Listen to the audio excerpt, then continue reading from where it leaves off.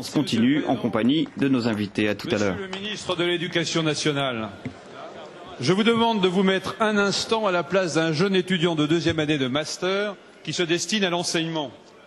Avec votre projet de réforme, il devra affronter une première série d'épreuves en septembre ou en décembre, puis tout de suite préparer de nouvelles épreuves pour les passer en juin.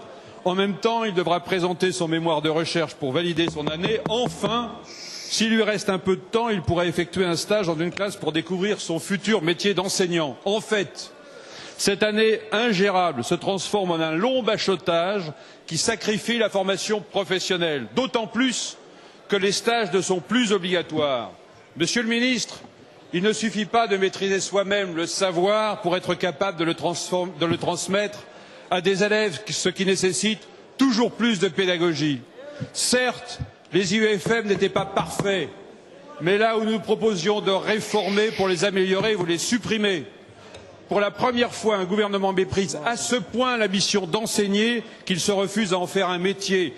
Être enseignant serait-elle la seule profession qu'on n'a plus besoin d'apprendre? C'est grave. C'est grave pour les jeunes étudiants, futurs enseignants qui devront affronter une classe. C'est grave pour les élèves à qui vous faites payer la suppression de plus de 50 000 postes en 4 ans. C'est grave pour l'école elle-même qui verra se creuser encore davantage le fossé entre les jeunes enseignants enthousiastes mais désarmés et des élèves de plus en plus fragiles et donc de plus en plus exigeants. Monsieur le ministre, l'identité nationale, c'est l'école de la République qui l'a bâtie et ce sont les enseignants qui la forgent.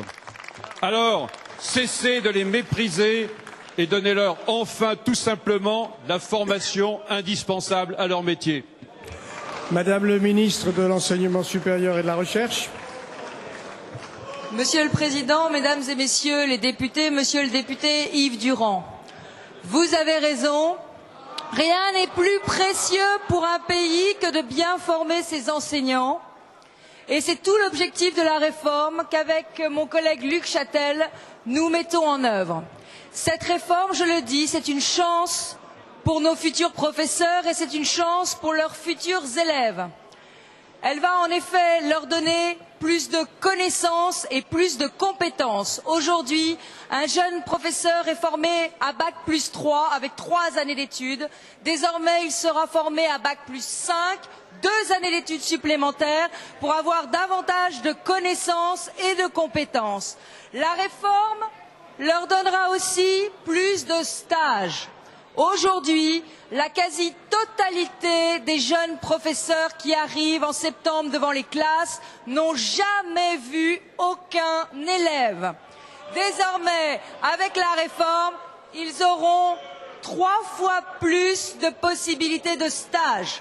Des stages d'observation, des stages de pratique accompagnée et des stages en responsabilité, et tout cela avant même d'avoir passé le concours.